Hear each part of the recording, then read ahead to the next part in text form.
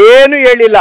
ಇದನ್ನ ತಹಸೀಲ್ದಾರು ಇಒ ಹೇಳ್ತಾರೆ, ನೀವು ಮಾಡಿ, ನಿಮಗೆ ಸಂಪ್ರದಾಯ ಗೊತ್ತು, ನಮಗೆ ಗೊತ್ತಿಲ್ಲ. ಸುಮ್ಮನೆ ನಾಮಕಾವಾಸಿಗೆ ಒಬ್ಬನ ಟೆಂಡರ್ ಅಂತ ರೆಡಿ ಮಾಡಿದ್ದೀರಿ, ಅವ್ರು ಮಾಡ್ಕೊಂಡು ಹೋಗ್ತಾರೆ. ADCನೂ ಹೇಳಿದ್ದಾರೆ ನನ್ನ ಕರೆದಿ ಮೀಟಿಂಗಲ್ಲಿ, ನೀವು ಮಾಡಿ.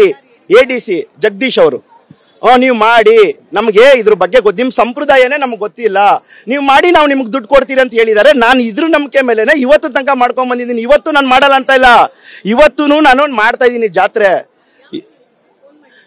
ಇದು ನಾವು ಧ್ವಜಾರೋಹಣ ದಿವಸ ಹೇಳಿದ್ದು, ನಾನು ಧ್ವಜಾರೋಹಣ ದಿವಸನೇ ನಾವು ಸ್ಟಾಪ್ ಮಾಡಿಬಿಡ್ತೀರಿ.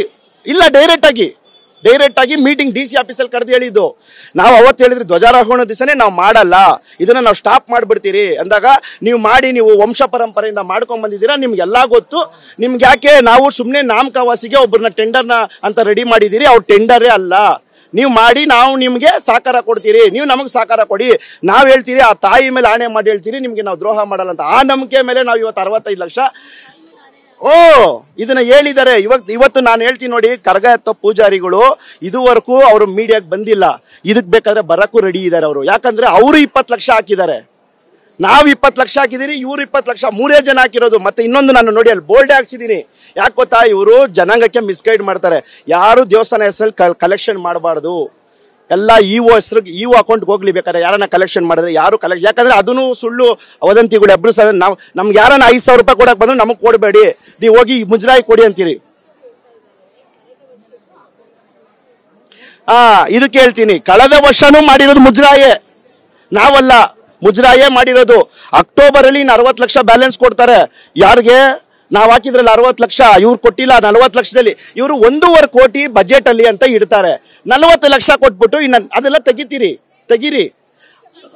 ನಾವೇ ಹೇಳ್ತಾ ಇದೀರಲ್ಲ, ಮಾಡಿ. ಇವಾಗ ನೋಡಿ, ಇದು ವಿಶ್ವವಿಖ್ಯಾತ ಬೆಂಗಳೂರು ಕರಗ. ನಾವು ದುಡ್ಡುಗೆಲ್ಲ ನಾವು ಭಯ ಪಡಲ್ಲ, ಯಾಕಂತ ಹೇಳಿದ್ರೆ ನಮಗೆ ಕೋರ್ಟ್ ಆರ್ಡರ್ ಇದೆ, ಹೈಕೋರ್ಟ್ ಡೈರೆಕ್ಷನ್ ಇದೆ. ನಾವೇ ವ್ಯವಸ್ಥಾಪನಾ ಸಮಿತಿ ಇಒ ಅವ್ರು ಕ್ಲಿಯರ್ ಆಗಿ ಹೇಳಿದ್ದಾರೆ, ವ್ಯವಸ್ಥಾಪನಾ ಸಮಿತಿ ಇಒನೇ ನಡೆಸಬೇಕು ಅಂತ. DC ಅಕೌಂಟ್ಗೆ ನಿನ್ನೆ ಇಒ ಅಕೌಂಟ್ಗೆ ದುಡ್ಡು ಬಂದಿಲ್ಲ, ಇದು ಹೇಳ್ತೀನಿ ನೋಡಿ. DC ಅಕೌಂಟ್ಗೆ ದುಡ್ಡು ಹೋಗಿರೋದು, ಇದೂ ಅಫೆನ್ಸೇ. ಕೋರ್ಟ್ಗೆ ಇವರು ಮಿಸ್ಗೈಡ್ ಮಾಡಿದ್ದಾರೆ, ಇಒ ಅಕೌಂಟ್ಗೆ ದುಡ್ಡು ಹಾಕಬೇಕು.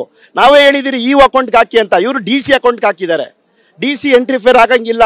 ವ್ಯವಸ್ಥಾಪನಾ ಸಮಿತಿ ಮತ್ತೆ ಇವರು ಯಾರು ಇಒ ಇಬ್ಬರೇ ಮಾಡ್ಬೇಕಂತ ಕೋರ್ಟ್ ಆರ್ಡರ್ ಇದೆ, ಗೊತ್ತಾಯ್ತಲ್ಲ. ಇದು ಕಂಪ್ಲೀಟ್. ಇವಾಗಲೂ ನಾನು ಹೇಳ್ತೀನಿ, ನನಗೆ ಜಾತ್ರೆ ನಿಲ್ಸಕ್ಕೆ, ಯಾಕಂದ್ರೆ ನಮ್ಗೆ ಇದು ಬಿಟ್ರೆ ಬೇರೆ ಏನಿಲ್ಲ, ನಮ್ಗೆ ಕರಗ ಬಿಟ್ರೆ ನಮ್ಗೆ ಜೀವ, ಅದಕ್ಕೋಸ್ಕರ ನಾವು ಕೈಯಿಂದ ಹಾಕೊಂಡು ಮಾಡ್ತಾ ಇದೀರಿ. ನೀವು ಮಾತಾಡ್ಬೇಡಿ, ನಾವು ಇದು ನಮ್ಮ ಜೀವ. ಇವತ್ತೊಂದು ದಿವಸ ನಿಲ್ಲಿಸ್ಬಿಟ್ರೆ ಮತ್ತೆ ಚೈತ್ರ ಪೌರ್ಣಮಿಗೆ ಬರೋ ವರ್ಷ ತನಕ ಕಾಯ್ಬೇಕು. ದುಡ್ಡಿಗೆ ಬೇಕಾದ್ರೆ ಯಾವಾಗ ಬೇಕಾದ್ರೂ ಸಂಪಾದನೆ ಮಾಡ್ಬೋದು, ಇದಕ್ಕೋಸ್ಕರ ನಾನು ಬರೋ ವರ್ಷ ತನಕ ಕಾಯಕ್ಕಾಗತ್ತಾ ಹೇಳಿ? ನಾವು ಎಲ್ಲ ರೈಟಿಂಗ್ಸ್ ಅಲ್ಲಿ ಇದೆ, ಪ್ರತಿಯೊಂದು ಇವ್ರು ಏನ್ ಕೊಟ್ಟಿದ್ದಾರೆ, ಏನ್ ಮಾಡಿದ್ದಾರೆ, ಏನು ಕೊಟ್ಟಿಲ್ಲ ಇಲ್ಲಿ. ಇದಕ್ಕೆ PR ರಮೇಶ್ ಮೈನ್ ಪಿತೂರಿ ಮಾಡ್ತಾ ಇರೋದು. PR ರಮೇಶ್ ಇವಾಗ ಕ್ಲಿಯರ್ ಒಂದು ಚಿಕ್ಕ ಮಕ್ಳಿಗೂ ಗೊತ್ತು ಇಲ್ಲಿ ಏನ್ ಆಗ್ತಾ ಇದೆ ಏನು ಅಂತ. ಸರಿ, ಇವಾಗ ಹೇಳ್ತೀನಲ್ಲ, ಇವತ್ತು ಸಂಜೆಗೆ ಏನೇನು ಹೂ ಹಾಕ್ಬೇಕಂತ PR ರಮೇಶ್ಗೆ ಕೇಳಿ. ಪೂಜಾರಿ ನನ್ನ ನಿಲ್ಲಿಸ್ತೀನಿ, ಕರಗ ಎತ್ತೋ ಪೂಜಾರಿ ಹೇಳ್ತಾರೆ, ಆ ತಾಯಿ ಇವಾಗ ಅವ್ರ ಮೈ ಮೇಲೆ ಇದೆ, ಅವ್ರು ಹೇಳ್ತಾರೆ.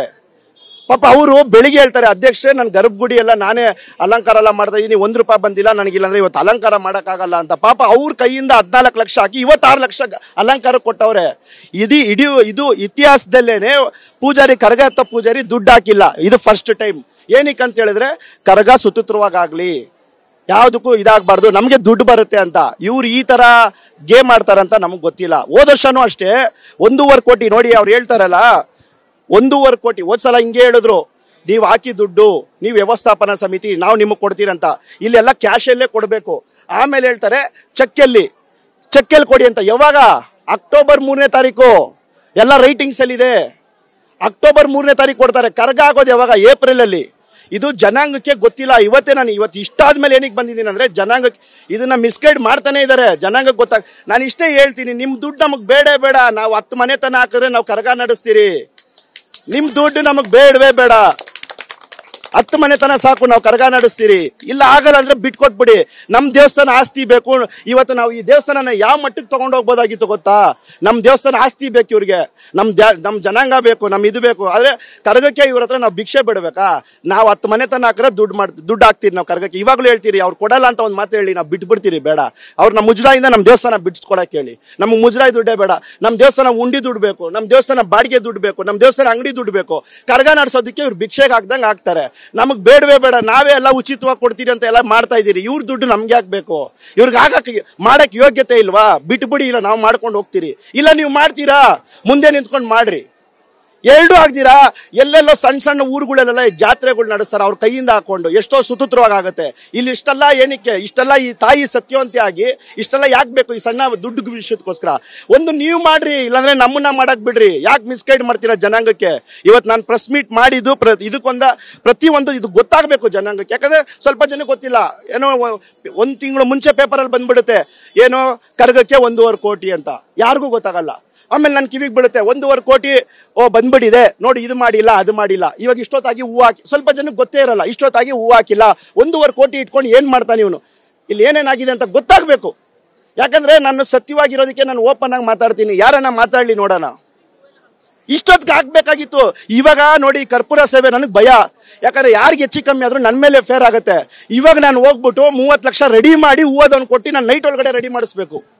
ಇವಾಗ ಮಾಡ್ಸಕ್ ಕೇಳಿ, ನೈಟ್ ವೀರ್ ಕುಮಾರ್ ಒಂದು ಹೂನಾರ ಇದೆಯಾ ಕೇಳಿ. ಇವಾಗ ನಾನು ರೆಡಿ ಮಾಡಿಸ್ಬೇಕು. ನಾವು ಬಿಡಕ್ಕಾಗಲ್ಲ. ಜಾತ್ರೆ ನನಗೆ ಕೋರ್ಟ್ ಇದೆ, ಹೈಕೋರ್ಟ್ ಇದೆ. ಅವ್ರು ಒಂದು ಹೇಳಿದ್ದಾರೆ 1.5 ಕೋಟಿ ಖರ್ಚು ವೆಚ್ಚ ಮಾಡ್ಲೇಬೇಕು ಅಂತ. 1.5 ಕೋಟಿ ಬಜೆಟ್ ಅಲ್ಲಿ ಏನಕ್ಕೆ ಇಟ್ರು? ಕರಗಕ್ಕೆ ಅಂತ ಇಟ್ಟಿದ್ದಾರೆ. ಅದನ್ನ ಖರ್ಚು ವೆಚ್ಚ ಇವತ್ತು ಲಾಸ್ಟ್ ಡೇ, ಫೈನಲ್ ಡೇ, 9 ದಿವಸ ಮಾಡಿದಿರಿ. 1 ರೂಪಾಯಿ ಖರ್ಚು ಮಾಡಿಲ್ಲ 1.5 ಕೋಟಿನಲ್ಲಿ. ಯಾರು ಫೇಕ್ ಅಂತ ಗೊತ್ತಾಗ್ತಾ ಇದೆಯಲ್ಲ? ಎಲ್ಲಿ ಹೋಗ್ತಾ ಇದೆ ದುಡ್ಡು? ನಮ್ಮ ಕೈಯಿಂದ ಹೋಗ್ತಾ ಇದೆ ದುಡ್ಡು. ಇವ್ರು ಇನ್ನೆಷ್ಟು ಮಿಸ್ಗೈಡ್ ಮಾಡ್ತಾರೆ ಜನಕ್ಕೆ. ಇವ್ರಿಗೆ ಆಗಲ್ವಾ? ಬಿಟ್ಬಿಡ್ರಿ, ನಾವು ಹಾಕೊಂಡು ಮಾಡ್ತೀರಿ. ಇಲ್ಲ ಮಾಡ್ತೀರಾ ಮಾಡ್ರಿ, ಇಷ್ಟೇ ಹೇಳೋದು.